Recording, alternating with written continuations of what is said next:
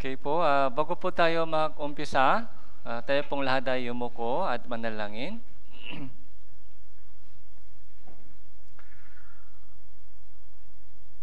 Banal at mahabaging Amang Diyos na makapangyarihan sa lahat, salamat po sa inyong dakilang biyaya at pagmamahal po sa amin. Salamat po sa inyong pag-iingat at pagbabantay sa amin sa lahat ng mga pagsubok at pagturusa na dumarating po sa amin. Itong buong bansang ito ay nasa matinding pagsubok sa mga araw na ito. Maraming mga yung kalamidad, disaster ay nangyari po dito. Sa kabila po ng lahat ng mga itong nangyari, nagtitiwala at umaasa pa din po kami sa inyong pag-iingat at pagbabantay sa amin. Nawa yung mga churches, yung mga kapatiran na damage, na apektuhan po ng itong pagsubok, ay kayo po ang magbibigay ng kalakasan at kaaliwan sa kanilang puso. Ipinagtitiwalaan po namin ang buong churches, yung buong buhay po namin, ang buong bansang ito sa inyong mahabagin na makapangyarihan kamay. Sa umagang ito na nasa harapan po ng Panginoon kami, na naghihintay ng inyong banal na kalooban, na may pusong naghahanap sa inyo, Panginoon. Kayo lamang po ang magturo sa bawat isa sa amin upang maunawaan po namin ang tunay na kahulugan ng inyong salita, at nawa lahat po ng aming mga natutunan sa oras na ito ay maisabuhay po namin sa aming pamumuhay Kristiyano at makaroon po ng maraming bunga.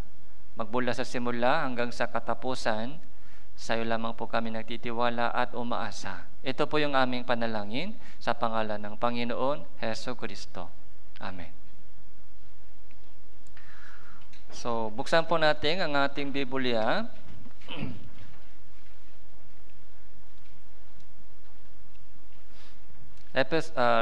Apocalypse chapter 2.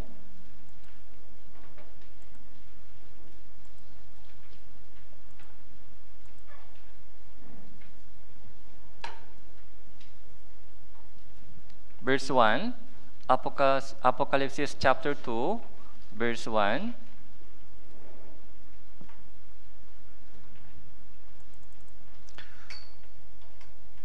Magbula verse 1 hanggang verse 4. Magbula verse 1 hanggang verse 4. Babasahin ko po ito sa inyo. Sa anghel ng iglesia sa Efeso ay isulat mo, ang mga bagay na ito ay sinasabi ng may hawak ng 7 bituin sa kanyang kanan kamay, na lumalakas sa gitna ng 7 gintong ilawan. Alam ko ang inyong mga gawa, ang inyong paggawa at pagtitiyaga, at hindi mo mapagtiisan ang masasamang tao. Sinubok mo ang mga nasasabing sila ay mga apostol, ngunit sila hindi gayon.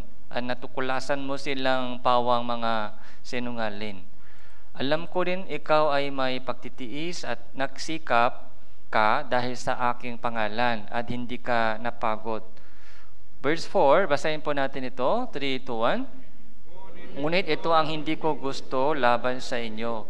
Iniwan mo ang inyong mga unang pag-ibig. So ngayon po, pag-usapan po natin yung 7 churches doon sa Revelation chapter 3 and 4. So Revelation chapter 3 and 4 ay 7 churches. Ito po ay nangyayari sa lupa, sa loob ng halos 2,000 years.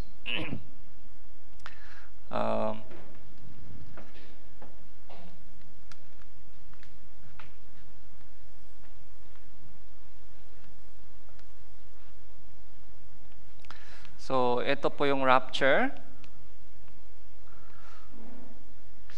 Revelation chapter 2, 3 po ay history po ng church within 2,000 years. Almost. So So 2,000 years na church history. Tapos rapture. Tapos 7 years of tribulation. So ito po ay chapter 6 hanggang 18 po. Tapos yung second coming, so dalawang uri ng second coming. Yung sa himpapawid muna, sa himpapawid, yung tinatawag na rapture, hindi pa bababa sa lupa. Sa himpapawid muna, kaya kukunin po ng Panginoon yung mga taong ligtas, kukunin. Saka yung mga taong hindi ligtas ay iiwan. Iiwan sa lupa, kukunin. Yun po yung tinatawag na rapture. Sa loob ng 7 years, so matinding kapikatian po, tribulation, kapikatian. So yun po yung chapter 6 hanggang 18. Tapos chapter 19 po, so bababa ang Panginoon sa lupa. Okay, sa lupa. Tapos ano po yung kasunod? Millennium Kingdom. Ito po yung chapter 20. Tapos heaven, eternal hell. Ito po ay 21, 22. So nasaan po yung chapter 4 and 5? Revelation chapter 4 and 5 ay nasa langit. Ito po ay nakita. Okay? Chapter 4 and 5. Nakita po ni Juan kung ano ang nangyari sa langit. So, kaya 7 churches po sa Revelation ay napakahalaga sa atin. So, marami pong mga lesson kasi nasa history po tayo, malapit po tayo sa rapture, lalo po yung church po natin ay malapit po sa katulad po ng Laodicea Church. Laodicea Church, ano po yung problema sa Laodicea Church? Hindi mainit, hindi malamig. So, maligamgam. Kaya gusto ng Panginoon, gusto kong isoka kita. Okay. Hindi acceptable ang kalagayan ng church.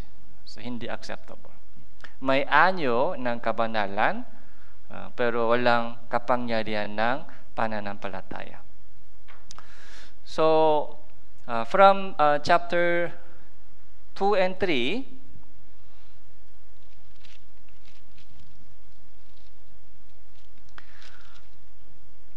may 7 churches po, may 7 churches.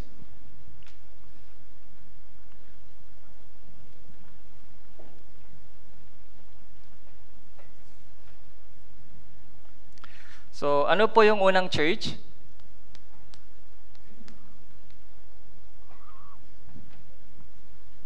Efeso Church.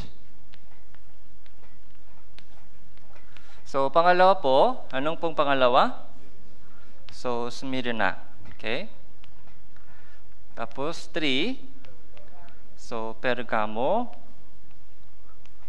So, 4. Tira. Tapos, Sardis. Tapos, number 6. Philadelphia. Okay? Tapos number 7, Laodicea.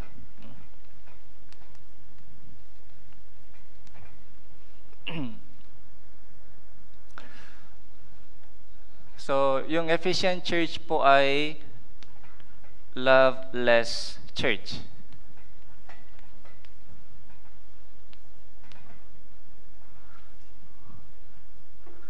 May sigasig po sila, pero nawala po yung unang pag-ibig. Yung unang pag-ibig, iniwanan po nila yung unang pag-ibig. Unang sigla. Okay? Malamig na. So, yun po yung Ephesian Church. Tapos, Smyrna Church po ay persecuted. So, inuusik na church. Ito po yung magandang church. Inuusik, may pag-uusik, dumadaan sa pag-uusik. So, bakit may pag-uusik? So, kung hindi maayos yung Christian life nila, walang pag-uusik, walang persecution. So, yung persecution po ay nararasan po ng lahat ng mga Kristiyano. Kapag may compromise po tayo, walang persecution. Bakit may persecution? Dahil walang compromise. Hiwalay. Yung paghiwalay sa mga karumihan ng salibutan. So, Pergamo Church po ay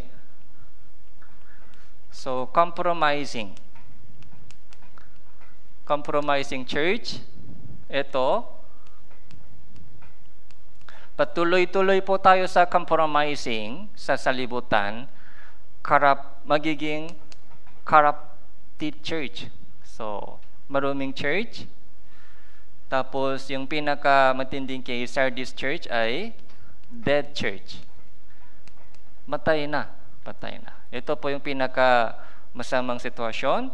Tapos, Philadelphia. So, faithful church.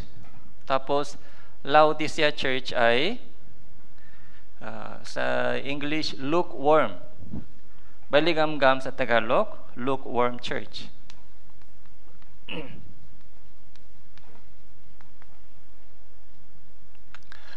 Ang magandang church po sa 7, ilan po ba yung magandang church? Sa tingin nyo, sa itong 7 church, ilan po ay maganda? Ilan? Ito may problema, may problema. Ilan po yung magandang church? Ito, 2.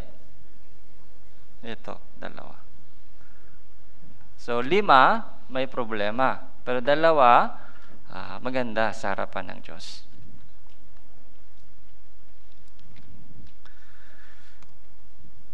Itong 7 churches po ay buong history ng 2,000 years church history. At the same time, yung 7 churches po ito ay nangyari sa ating panahon. Kaya sa lahat ng panahon po, may churches na katulad po ng Ephesian, katulad po ng mga Smyrna, katulad po ng mga Laodicea. Sa lahat ng panahon, meron pong ganun mga churches na maganda sa harapan ng Diyos o hindi maganda sa harapan ng Diyos. Ganun din po sa ating mga Christian living. Isang tao po, isang Kristiyano po ay pwede dumaan sa ganitong proseso. Sa una, maganda sa una. May pag-ibig, faithful. Pero unti-unti, iniwanan yung unang pag-ibig, iniwanan yung unang sigla, unti-unti lumalamig, compromising, corrupt, patay sa harapan ng Diyos. So, maganda. So, dapat bumalik po sa unang pag-ibig at unang sigla at faithful. Kaya pwede po i-apply po ito sa ating Christian living. Kaya i-check po natin, suriin po natin yung ating sarili kung nasaan po tayo dito. So verse 1, chapter 2 verse 1.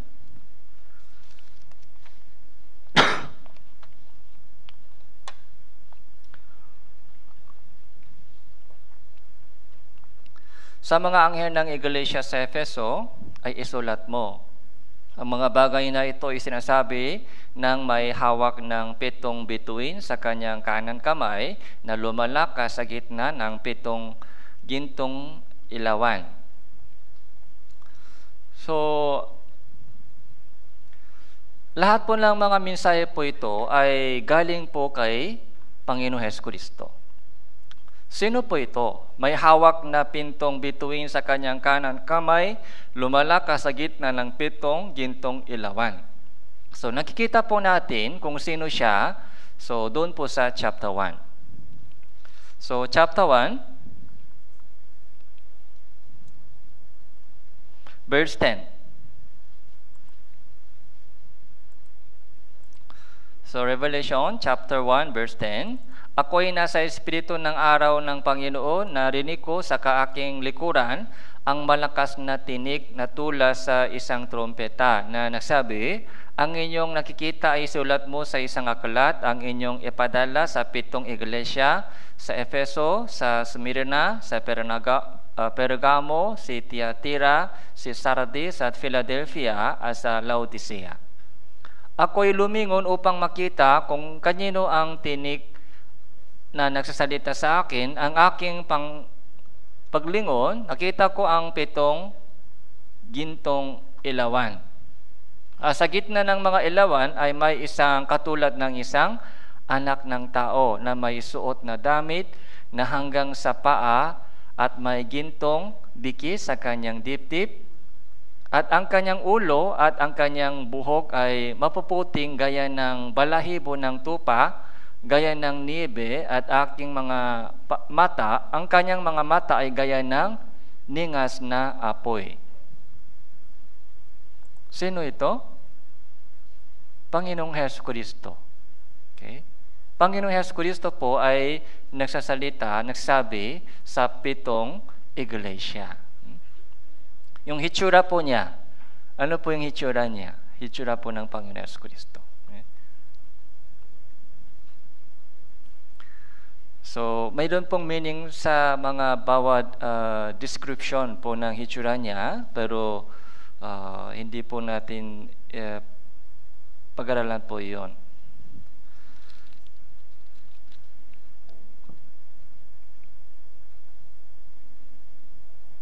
Verse 16 po, sa kanyang kanan kamay may 7 bituin at mula sa kanyang bibig ay lumalabas sa isang matalas na tabak na may 2 talim, at ang kanyang mukha ay gaya ng araw na matinding sumisikat.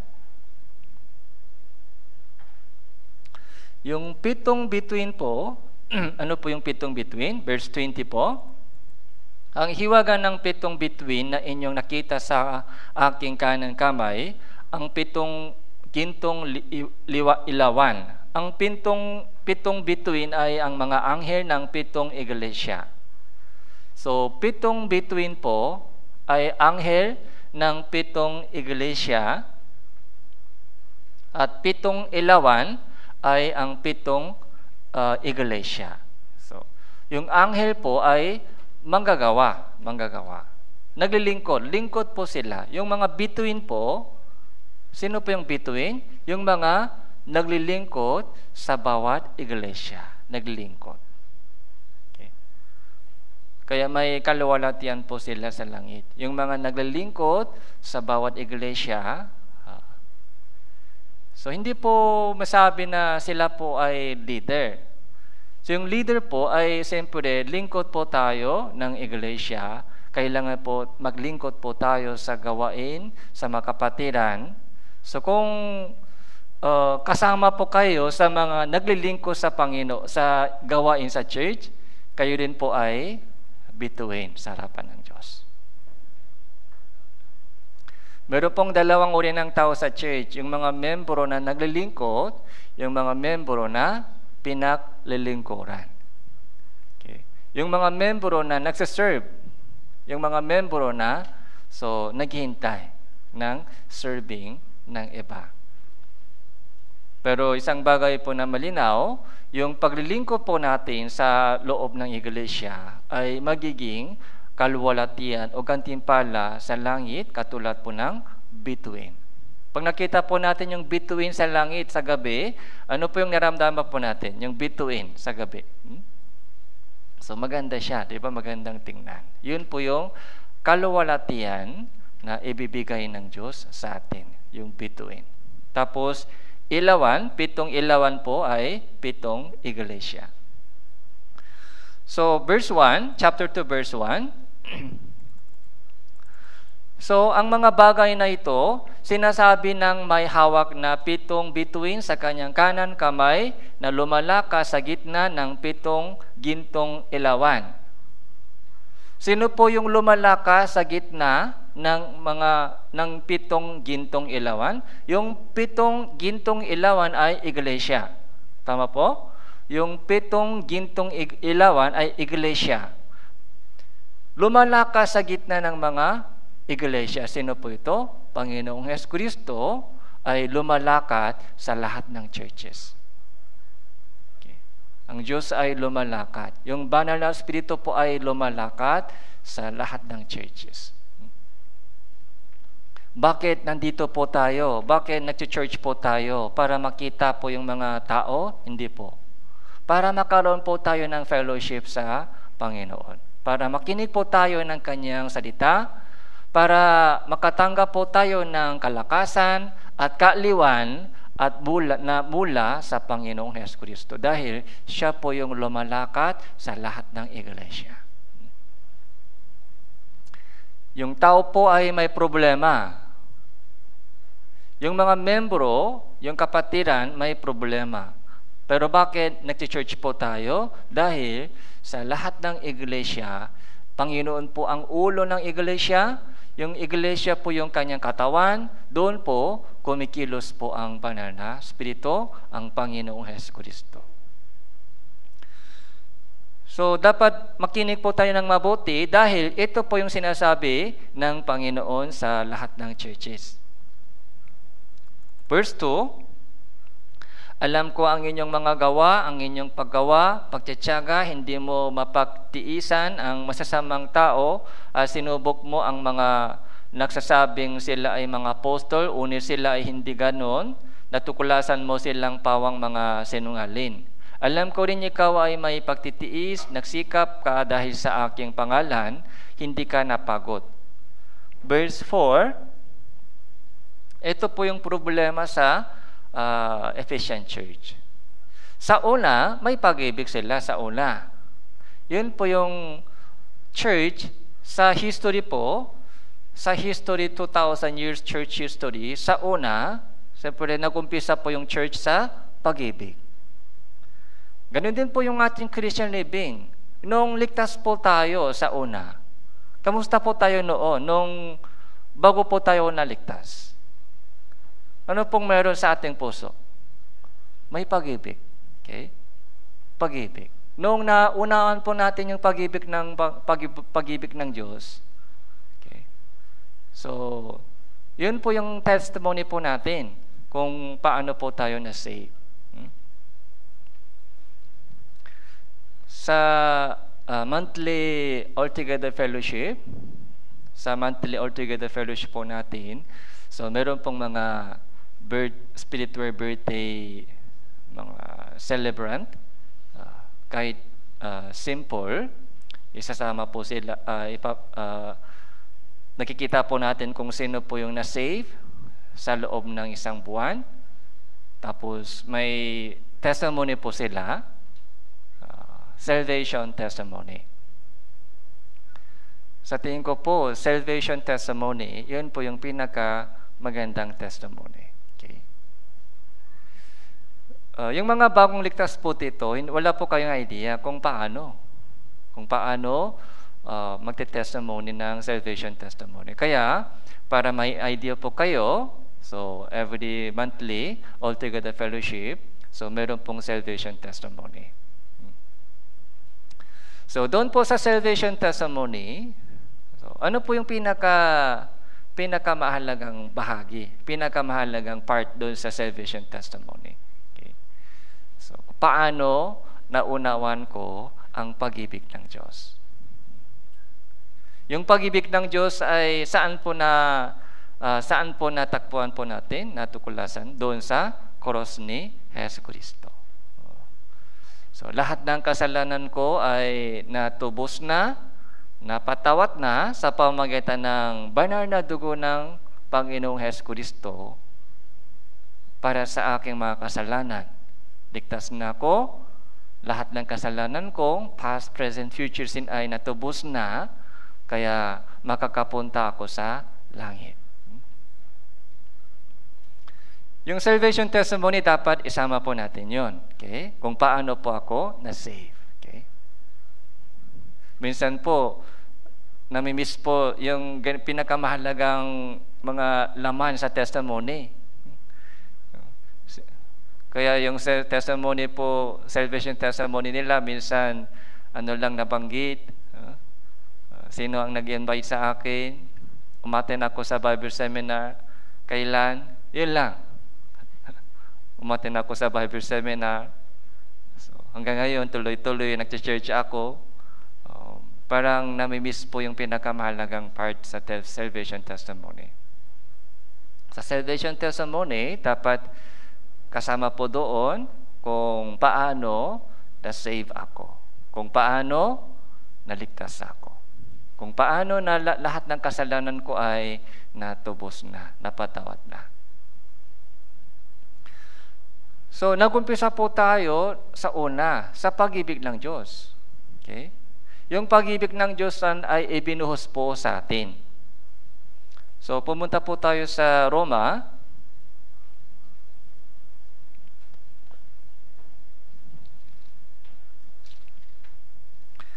Roma chapter 5.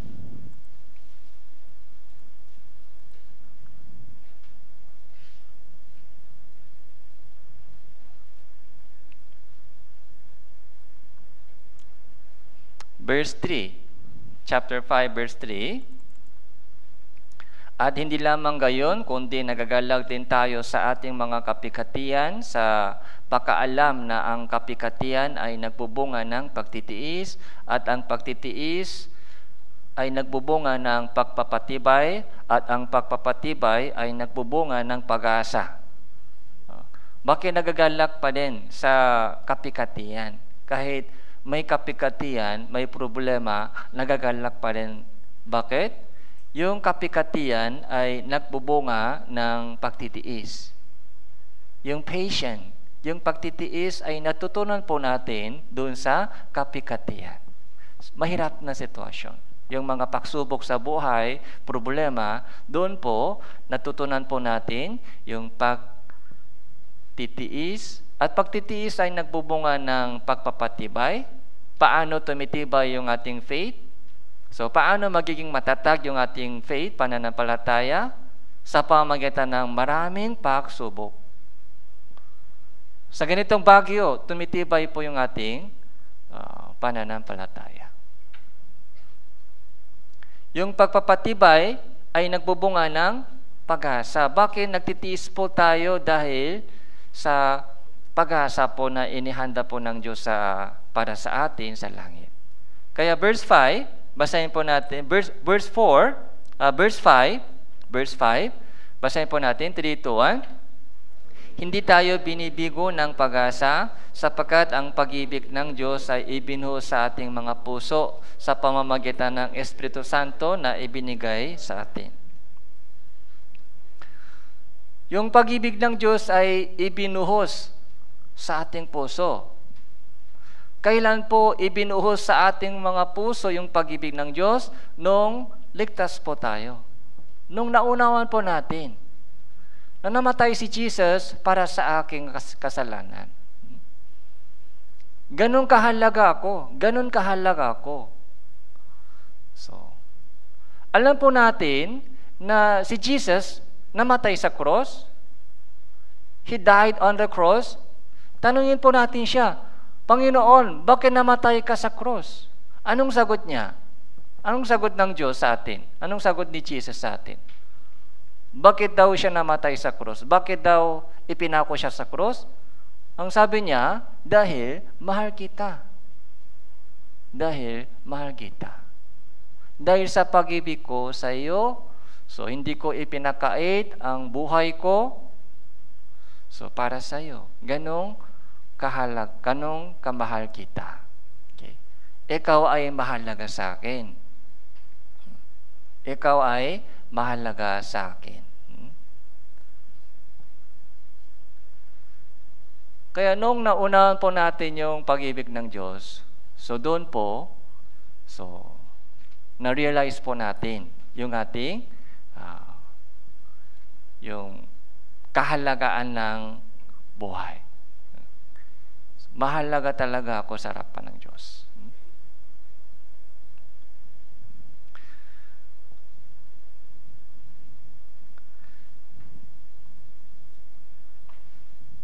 Unang Juan, chapter 4,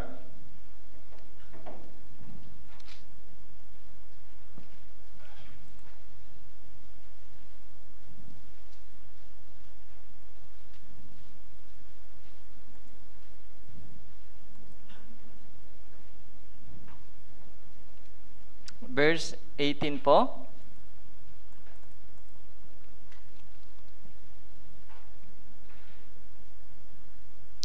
Unang Juan, chapter 4, verse 18, walang takot sa pag-ibig, kundi ang sakdal na pag-ibig ay nagpapalayas ng takot. Sapagkat ang takot ay may kaparusahan at ang natatakot ay hindi pa nagiging sakdal sa pag-ibig. So, kung hindi pa sakdal po yung pag-ibig, takot pa din. Okay. Takot pa din. So, baka maparusaan ako sa impyerno, baka maiwan ako sa rapture. May takot pa rin, hindi pa tapang sa harapan ng Diyos. Takot. Baka may kulang ako, maiwan ako sa rapture, hindi ako makapasok sa langit. So, kung meron po kanong mga duda sa inyong puso, kung nanghihina po yung inyong pananampalataya sa harapan ng Diyos, ano po yung kailangan po natin check-in? Pag-ibig. Sabi dito, walang takot sa pag-ibig. Ang sakdal na pag-ibig ay nagpapalayas ng takot. So, yun po yung mga kailangan po natin gawin kung hindi pa sure, kung may duda pa sa salvation.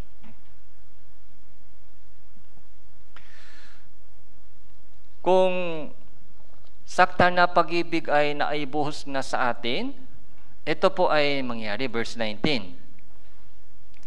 Tayo ay umiibig sa Diyos sapagkat Siya ang unang umibig sa atin. Ang Diyos ay maunang umibig sa atin. Nakita po natin yung pag-ibig niya doon sa cross, sakripisyo po ng Panginoon. Kaya, anong puso po natin? So, ang puso po natin ay ito po, di ba? Psalm chapter 116 verse 12. Ano ang aking isusukuli sa lahat niyang kabutihan sa akin? Ano ang gagawin ko? Yun po yung puso ng isang taong tumanggap ng pag-ibig. Okay.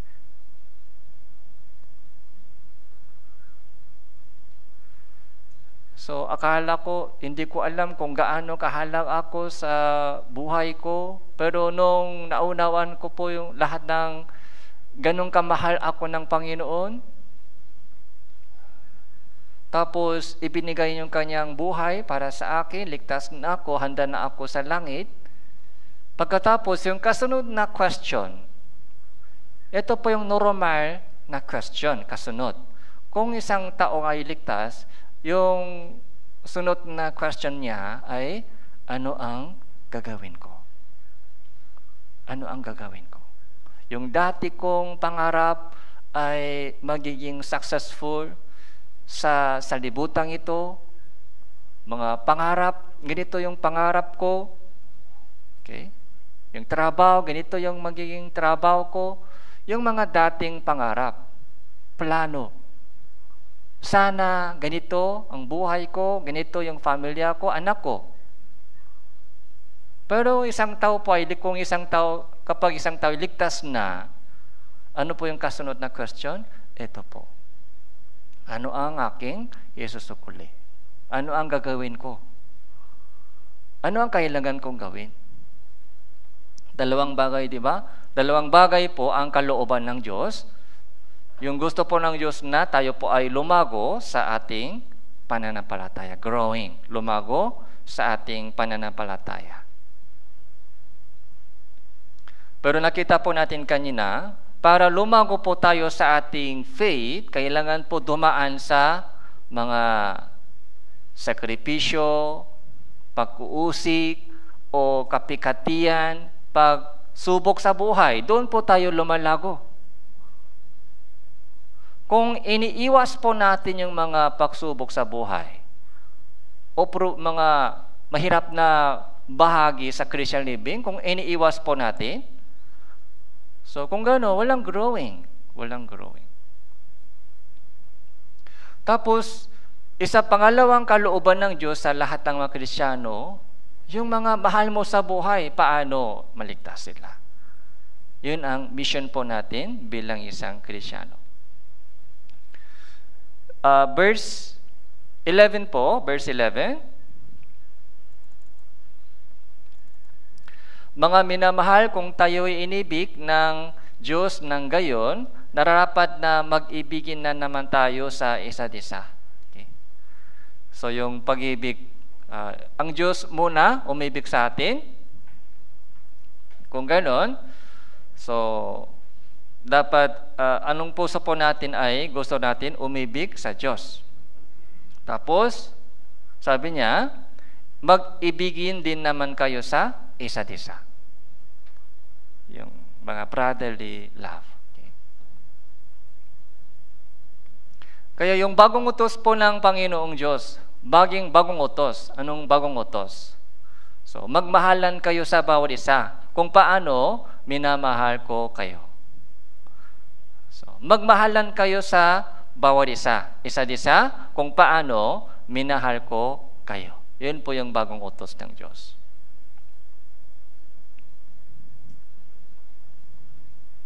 First Corinthians chapter 13.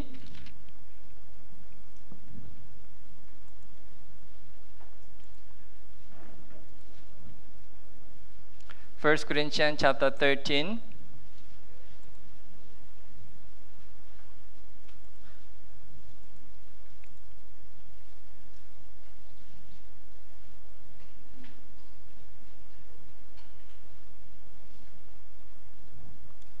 Mula verse 1 hanggang verse 3, kung ako ay magsalita ng mga wika ng mga tao, ng mga anghel, subalit wala akong pag-ibig, ako ay nagiging isang maingay na pompiyang, na batingaw, na umalingaw-ngaw. At kung meron akong kaloob ng propesiya, na unawaan ko lahat ng mga hiwaga, lahat ng mga kaalaman, kung meron akong buong pananampalataya upang palipat ko ang mga bundok, unit wala akong pag-ibig, ako ay walang kabuluhan. Kung ipamigay ko ang lahat ng aking ari-arian, kung ibigay ko ang aking katawan upang sunugin, subalit kung walang pag-ibig, wala akong mapapakinabangan. Kahit maraming talento, matalino, okay, sigasig, pero kung hindi base po ito, yung pinaka-foundation, yung base, ay dapat pag-ibig ng Diyos. Yun po yung pinakamagandang motibo. Yung motibo po ito, motibo. Ano mang ginagawa po natin, yung tanong po, mahalagang tanong sa harapan ng Diyos, ano ang motibo mo dyan? Ano ang motibo? Dahil sa pag-ibig, o dahil po sa mga obligation, o responsibility, o position lamang? Kung kapag ginagawa ko yung ating ginagawa, kapag ginagawa po natin yung ating ginagawa dahil lamang sa position o obligation, kung yun lang po yung mga motivation, so, ganito po yung sinasabi ng Diyos. Dapat, yung base, yung foundation ng lahat ng ating ginagawa ay pag-ibig. Wala kang mapapakinabang. So, di ba yung pag-ibig ay, yung 1 Corinthians chapter 13 ay mga love chapter. So, sana pagbulay-bulay po natin itong mabuti. Love chapter. 1 Corinthians chapter 16, verse 14.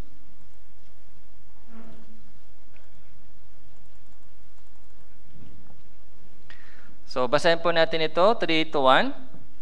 Lahat ng inyong ginagawa ay gawin ninyo sa pag-ibig. Lahat ng inyong ginagawa ay gawin ninyo sa pag-ibig. Yung pag-ibig, so, yun ang ilagay mo na sa unang layer, foundation. Pag-ibig. Alam po natin, wala po tayong pag-ibig, di ba? Sa puso po natin, walang pag-ibig. Pag nakita natin yung problema ng mga ibang tao, ibang brothers, sisters, sumasama yung loob agad. Natatampo agad. Pag nakita natin yung mga mali sa family, sa trabaho, sa school. So, bakit nahirapan po tayo sa mga relation po natin? Ito po yung malinaw po, yung tunay na kaligayahan, yung mga happiness, tunay na kaligayahan po, alam niyo po ba kung saan galing? Hindi po yan galing sa kayamanan. Hindi po yan galing sa magandang kondisyon. Kahit milyonero ka, pero kung hindi maayos yung relation mo sa mga pamilya mo, sa mga kapwa mo, hindi masaya. Kahit kulang yung pera o may sakit, pero kung maayos yung relation mo sa pamilya o sa mga kakilala mo, masaya ka. Okay. Pero saan galing po yung good relationship? Yung magandang relationship po ay galing sa pag-ibig ng Diyos. Yun po yung mga starting line. Wala tayong pag-ibig. Kaya hindi kaya natin magbigay. Kulang yung pag-ibig. Kaya, yung supply mo na, di ba, supply. Saan po galing yung supply ng pag-ibig? Yung pag-ibig ng Diyos ay buhos sa atin, yung pag-ibig ng Diyos. Doon po, mapupuno po tayo.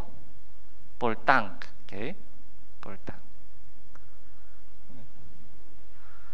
Sa retreat center po, meron po tayong mga malaking tangke, di ba? Ito po yung ginagamit natin sa retreat, sa gawain. Pero alam niyo po ba saan galing yung tubig ito? Galing sa deep well. Mga gaano kalalim po yung deep well? Alam niyo po ba? 120 meters. 120 meters. Ganong kalalim. Kaya sa ilalim po ng itong lupa, 120 meters sa ilalim, lagi may tubig. Lagi may tubig. Yun po yung source, supply. Yung tubig galing sa wawa, minsan mahina, minsan wala. Pero yung tubig galing sa ilalim ng lupa, lagi meron. Kaya kapag paandar yung mga motor, so mapupuno ito agad. Saan galing yung mga pag-ibig? Ano po yung supply po ng pag-ibig ninyo? Yung supply ng pag-ibig, kung itap mo yung mga linya mo sa husband, may pag-ibig po dyan sa husband mo? Wala. Maubos agad. Yung asawa o yung mga anak, sa family po, sa tao, walang pag-ibig. Hindi stable po yung mga, minsan meron, minsan wala. Hindi stable po yung supply ng pag-ibig ng tao. Pero yung pag-ibig ng Diyos ay lagi masagana. Dapat doon abutin po natin yung ating tubo. Okay. Dapat doon abot yung ating tubo para tuloy-tuloy yung supply ng pag-ibig. So, kung ganun po, so pwede po, kung mapuno po tayo ng pag-ibig ng Diyos, umapaw po yung pag-ibig ng Diyos sa atin, so pwede i-share. Kaya, yung pag-ibig po natin, hindi po galing sa sarili. Yung pag-ibig po ng isang Kristiyano po ay saan galing? Galing sa Diyos.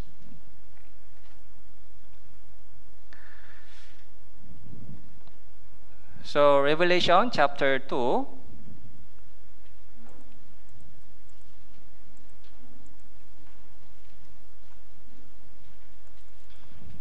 verse 4, Unit ito ang hindi ko gusto laban sa inyo. Iniwan mo ang inyong unang pag-ibig. Okay? Kailangan po natin check-in yung ating sarili. Baka ganito po yung sitwasyon po natin. Iniwanan po natin yung ating unang pag-ibig, unang sigla. Dati, nag-church po tayo dahil sa pag-ibig ng Diyos. Pero ngayon po, nag-church po tayo dahil sa pag-ibig o dahil sa mga ministry lang o dahil sa mga obligation lang o dahil sa mga ibang motibo.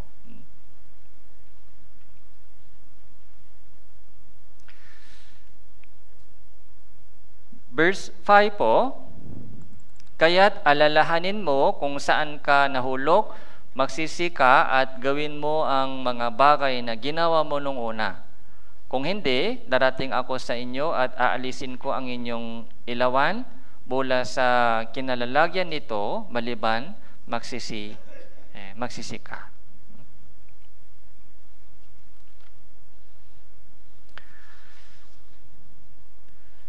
So, yung pangalawang church po ay Smyrna.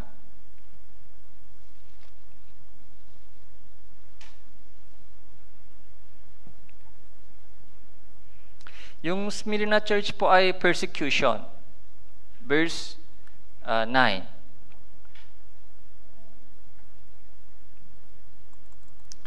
Alam ko ang inyong kapikatian at ang inyong karalitaan, unit ikaw ay mayaman. Alam ko ang panyanyirang puri ng mga nagsasabing sila mga Hudyo, unit hindi naman, kundi sila ay isang sinagoga ni Satanas. Verse 10 po, verse 10, basahin po natin ito ng sabay-sabay. Huwag mong katakutan ang mga bagay na malapit mo nang danasin. Malapit nang ikulong ng diabolo ang ilan sa inyo, upang kayo ay masubok. At makakaroon kayo ng kapikatian sa loob ng 10 araw. Maging tapat ka hanggang sa kamatayan at ibibigay ko sa inyo ang korona ng buhay. Yung persecution, so lahat po sabi po doon sa pangalawang Timothy chapter 3 verse 12. So, lahat po ng mga gustong mamuhay na may kabanalan ay dumadanas ng kapikatian. So, tingnan po natin 2 Timothy chapter 3 verse 12.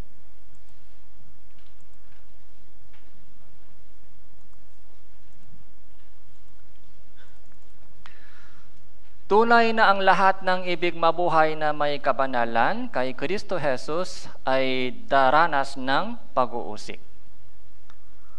So, ano po yung keyword po dito? Okay. So, lahat ng ibig mabuhay ng mahaba ay may persecution? Hindi.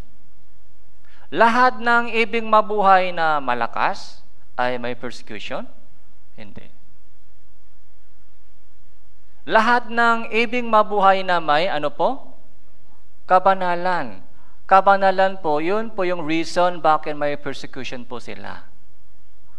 Ano po yung reason ng persecution? Kabanalan. Kabanalan po, sa madaling salita, separation, hiwalay.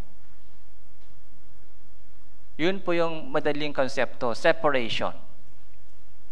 Kung may compromise, kung sumasali po tayo sa kanilang ginagawa, may persecution o wala? Walang persecution. Kung sumasama po tayo sa kanilang ginagawa, kung nag-enjoy po tayo sa kanilang ginagawa, okay, walang persecution. Kailan po nagumpisa po yung persecution? Kung ayaw natin sumama sa kanilang ginagawa. Okay? Kung ayaw natin sumama sa kanilang ginagawa, doon po magumpisa po yung persecution. So, alam po natin, Dito po, may wisdom po kailangan. Dito po, kailangan po natin yung wisdom. So, bilang isang tao, bilang isang membro ng family, kailangan po natin yung katungkulan ng magulang, katungkulan ng anak, katungkulan ng kapatid. Okay? So, kailangan po natin gawin yung ating katungkulan bilang isang membro ng family.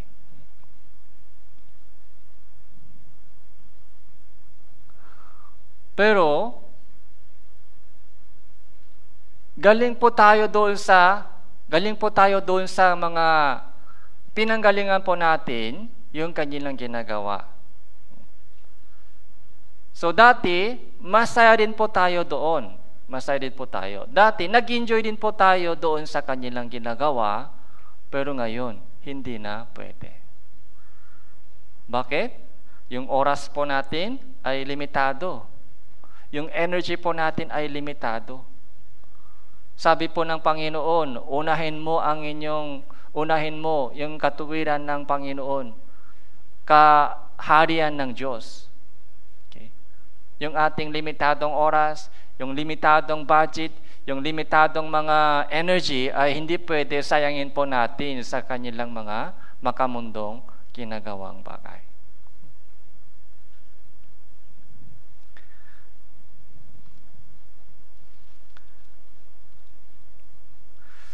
So, 2 Corinthians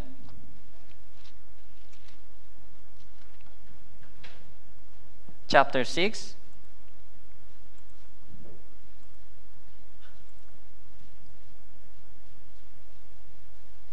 verse 14. Huwag kayong makipamatok sa mga hindi mananampalataya sapagkat anong pagsasama meron ng katuwiran at kasamaan?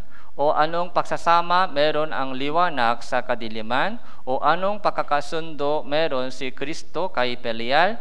O anong bahagi meron ang mananampalataya sa hindi mananampalataya?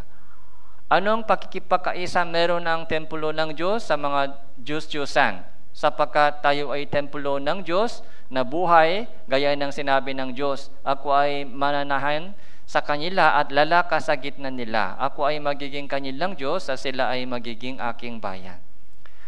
So, verse 17 po, basahin po natin, 3, 2, 1.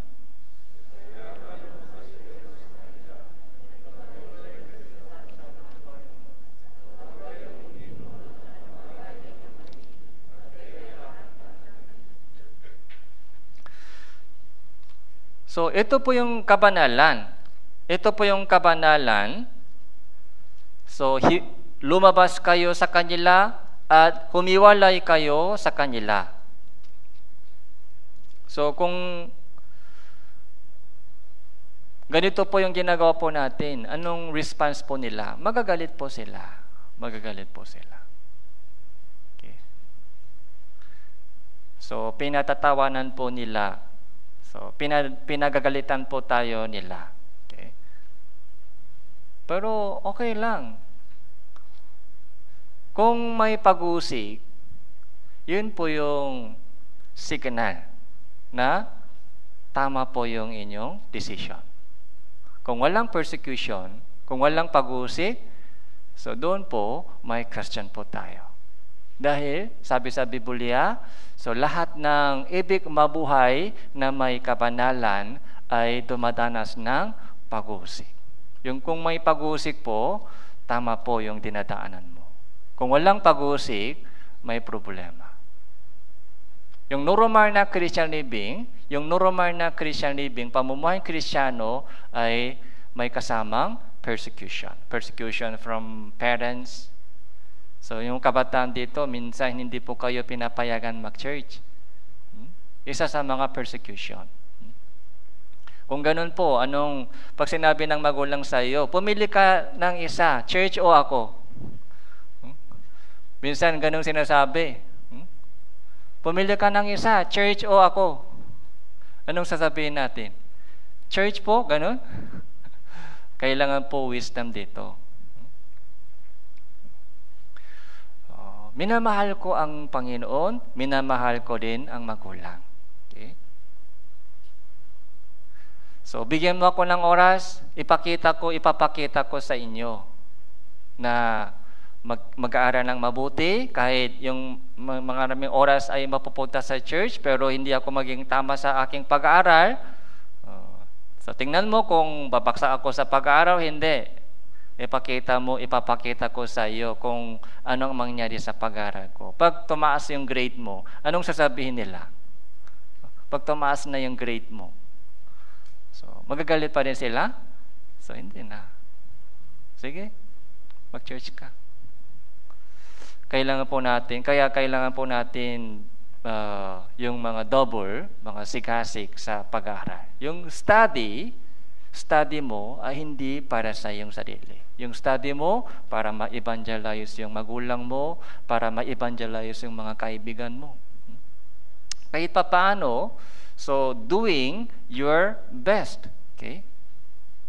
Yun ang kailangan po natin ipakita sa kanila.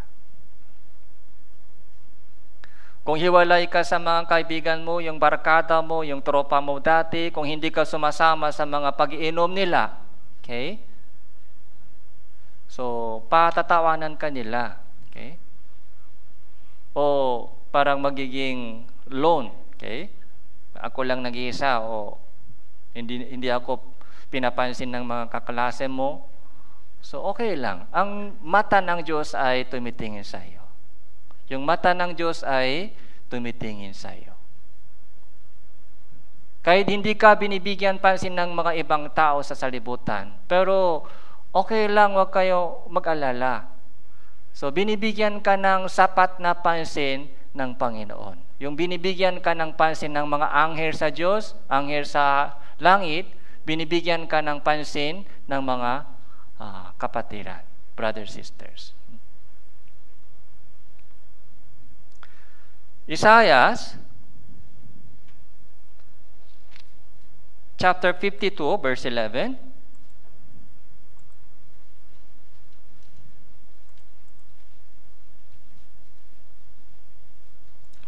Verse 11.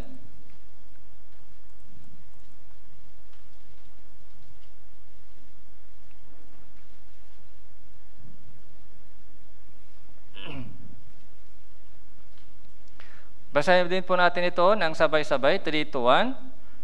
Kayo'y humayo, kayo'y umalis doon. Huwag kayong humipo ng maruming bagay.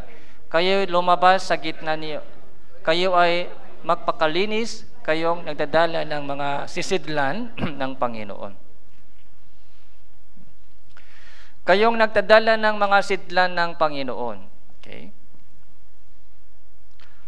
So, lalo na po yung mga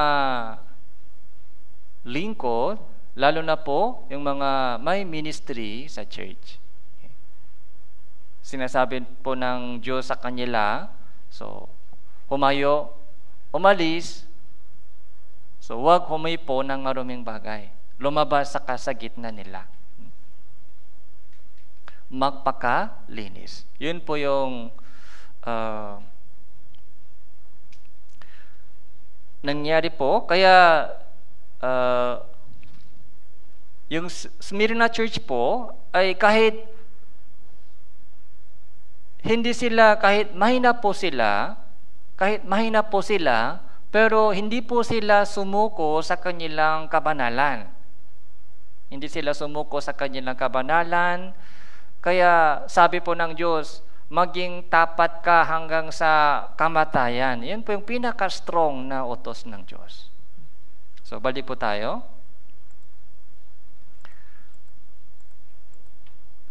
Chapter 2, Revelation chapter 2, verse 10. Maging tapat ka hanggang sa kamatayan. Be faithful until death. Be faithful hanggang mamatay ka. So, ito po yung Christian faithfulness. Hindi po tayo sumusuko hanggang mamatay.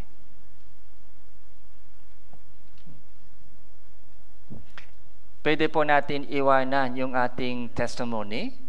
Di ba yung ating testimony napakahalaga? Okay. Namatay si Jesus. para sa akin. Yun po yung testimony po natin. Pwede po natin iwanan po yung ating salvation testimony sa harapan ng mga pag-uusig ng tao. Okay? Sumuko ka. Okay? Gumive up ka. Tingnan mo yung sitwasyon mo. So, hindi pwede sumuko tayo sa ating pananampalataya sa harapan ng mga maliliit na problema sa buhay po natin.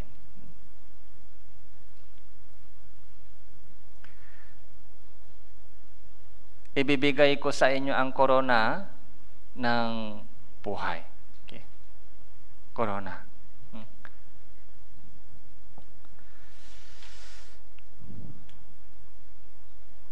Kaya Smyrna Church po ay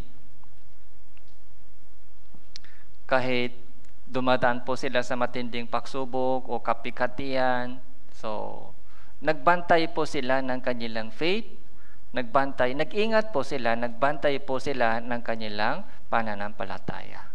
So, sinabi po nila, hindi pwede no sa salibutan.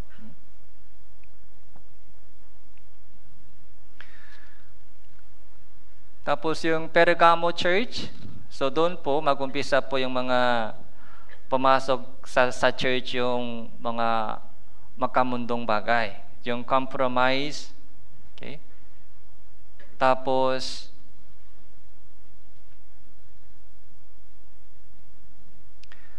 verse 14, kahit maiksi lang po, verse 14. Ito po yung sinabi ng Panginoon sa Smyrna Church. Subalit meron akong ilang bagay na laban sa inyo sapagkat meron ka diyang ilan na sumusunod sa aral ni Balaam, siyang nagturo kay Balak na maglagay ng katitisuran sa harapan ng mga anak ni Israel upang kumain sila ng mga bagay na inihandog sa mga Diyos-Diyosan at upang makiapit. So, yung kasalanan po nangyari po doon ay sexual immorality, so pakikiapit, saka pagsamba sa Diyos-Diyosan. Okay? Pagsamba sa Diyos-Diyosan. So, sa ating pamumuhay Kristyano, yung pakikiapit, kailan po ito nangyari, yung pakikiapit? Kahit hindi po ito nangyari sa ating mga actor na mga buhay, pero sa harapan ng Diyos, yung pakikiapit po ay yung pag-ibig po ng isang taong ligtas sa salibutan. Yun po yung pakikiapit at pagsamba sa Diyos-Diyosan. Ano po yung Diyos-Diyosan po sa ating panahon? Okay? Ano po yung idol sa ating panahon? Yung pera, yung hanap buhay, yung trabaho. So yung mga magagandang bagay sa salibutan, yun po yung Diyos-Diyosan. Yung pag-ibig sa salibutan, yun po yung pakikiapit sa harapan ng Diyos. Santiago, pumunta po tayo sa Santiago.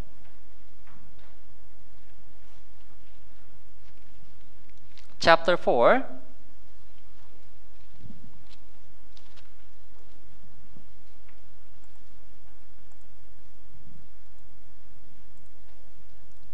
verse 4. Mga mangangalunya, hindi ba ninyo nalalaman na ang pakikipagkaibigan sa salibutan ay pakikipag-away sa Diyos? Kaya't sino mang nagnanais na maging kaibigan ng salibutan ay nagiging kaaway ng Diyos. Okay.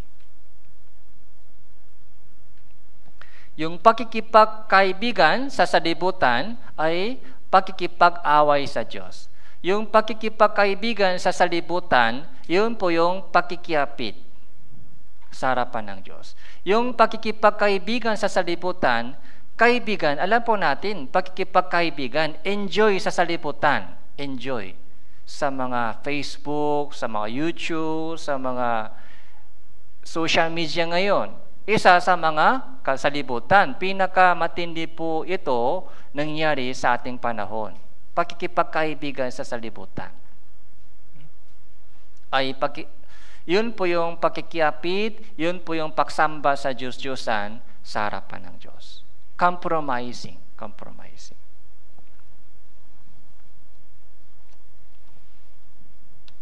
Alam niyo po ba yung si Satanas po ay matalino siya. Matalino si Satanas. Okay? Alam po niya kung saan po tayo mahina. Alam po ni Satanas kung saan po tayo mahina.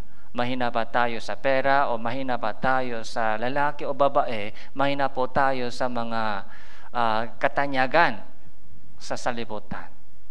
Yung fame. So doon po, hinahanap ni Satanas yung butas doon.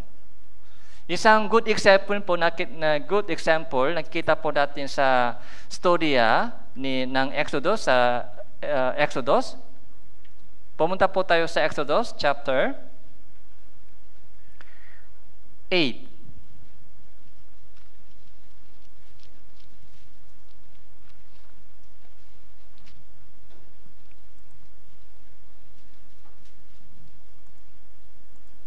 Exodus chapter 8, verse 28.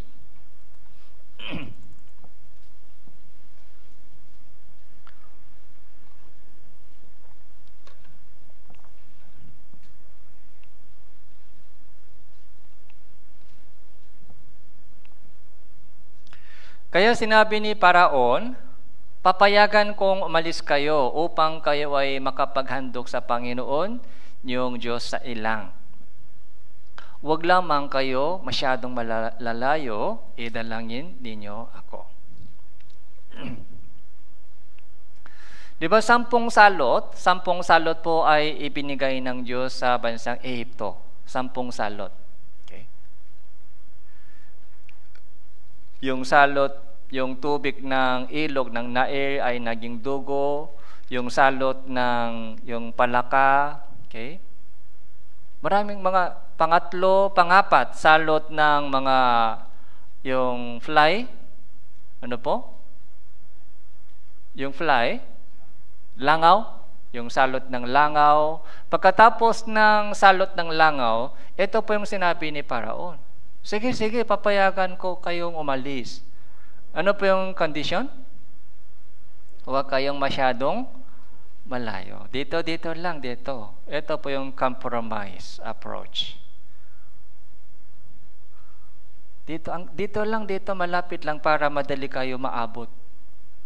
Huwag po kayo masyadong lumayo. Hanggang dito lang. Yun po yung strategy po ni Satanas. Hindi po niya aalisin yung ating salvation. Yung salvation po natin ay nasa kamay ng Diyos. Kaya wala po siyang magagawa. Si Satanas po walang magagawa sa ating kaligtasan. Pero hindi siya sumuko. Si Satanas po, hindi siya marunong sumuko sa ating Christian living. Ginagawa niyang lahat ng bagay para masira yung ating Christian living. Gumagawa po siya ng lahat ng paraan para hindi kayo gamitin po ng Diyos. Tandaan po natin ito. Yung kaligtasan po natin ay nasa kamay ng Diyos. Kaya wala pong magagawa si Satanas. Pero gumagawa po siya ng lahat ng paraan para bumaksak po tayo sa ating Christian living. Sabi niya, okay na, pwede na umalis. Pero hanggang dito lang. Huwag kayong masyadong malayo. Di ba sa church, meron po tayong mga Lord's Day sermon, meron po tayong Wednesday sermon, meron po tayong mga group fellowship, may fellowship po tayo, sharing testimony, mga group fellowship, cell group fellowship, may regular na Bible seminar, okay? O retreat, summer retreat, New Year retreat, o Samuel Academy. Parang magmula sa grade, mga kinder level, mga grade level, mga elementary level, high school level, mga college level, meron pong mga mas mataas na level na inihanda ng Diyos para sa atin. Meron pong Kristiyano na kontento linggo lang, linggo ako, linggo. Salamat pa din, pero meron pong mga mas maraming program na inihanda ng Diyos para sa iyo. Para lumago tayo sa ating Christian living. Kontento, masiyahan po kayo sa mga kinder level lang?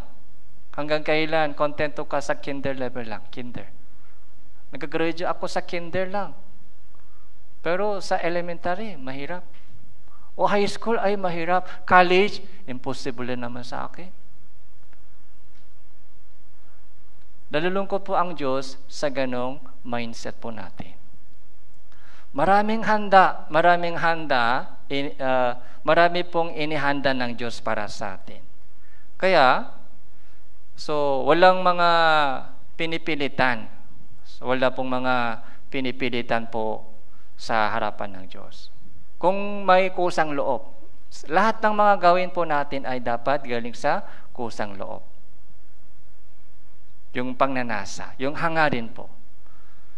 Gusto kong lumago sa faith ko, gusto kong tumanggap ng maraming gantimpala sa langit, gusto kong lalo lumapi sa Panginoon, lumago sa pakakilala sa Kanya, lumago sa pananampalataya, ano ang kailangan kong gawin? Yun ang kusang loob.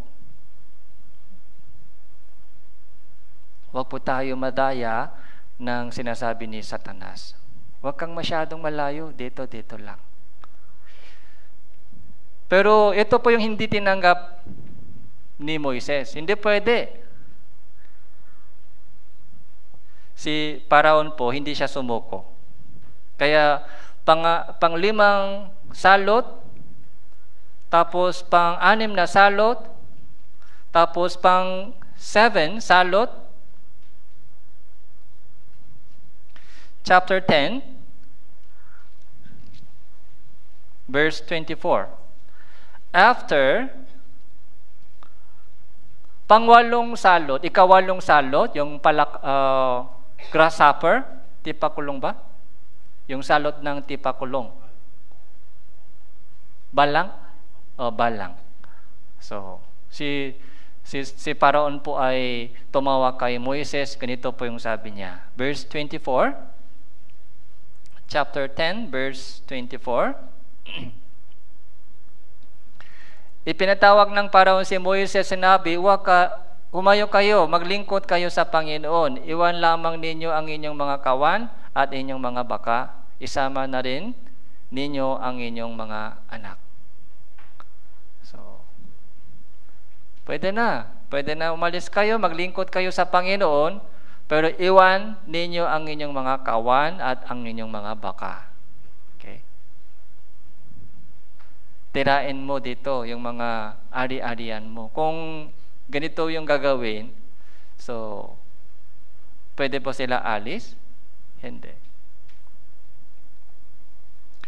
Chapter 10, verse 11 po, verse 11. Verse 11 muna. Okay, verse 11.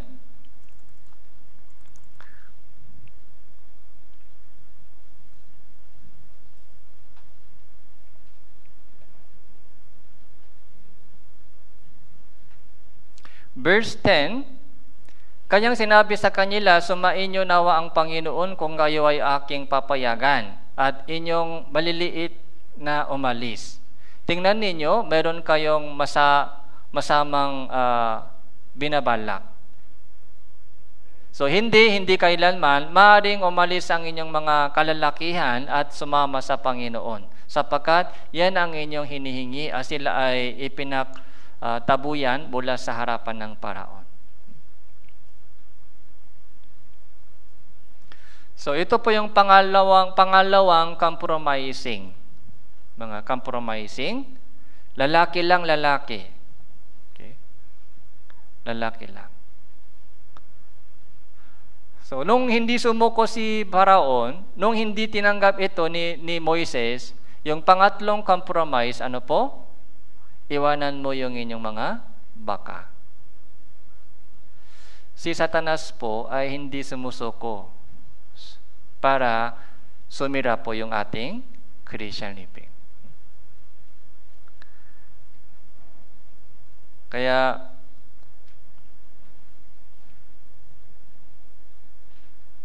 balik po tayo sa Revelation.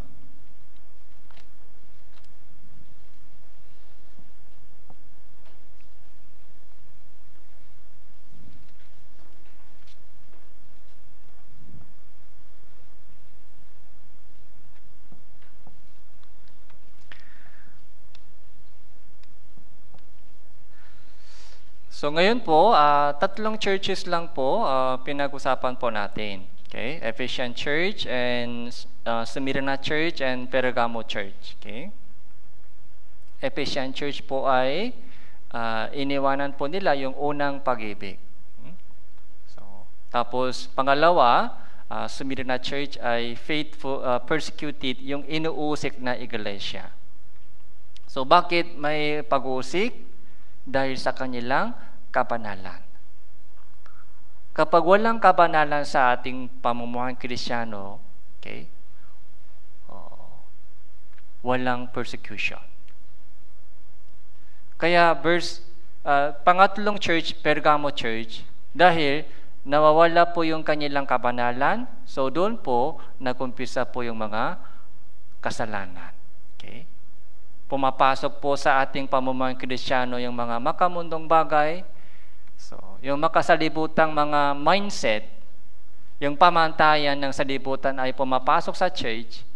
So, doon po, nawawala yung kabanalan sa ating Christian living. Kapag mawala po yung kabanalan, wala ring pag-usik. Dahil yung salibutan ay masaya sa atin. Sa halip ng persecution, masaya sila. Pero at the same time, kung walang pagkabanalan, wala rin pakilos ng Diyos sa ating pamumuhay Kristiyano. Walang pakilos. Okay? Walang naliligtas sa pamamagitan ko. Okay? Walang growing sa ating Christian living. Walang bunga ng kaligtasan. Yun po yung resulta ng compromising church. Kaya, yung sana po, yung Tanawan Church, brothers sisters, ay bumalik po tayo sa unang pag-ibig. Tapos, patuloy po tayo magbantay ng ating kabanalan bilang isang Kristiyano.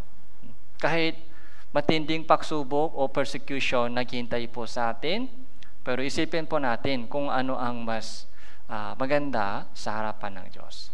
Kung gano'n, ibibigay ng Diyos sa atin yung corona ng virus, corona ng buhay.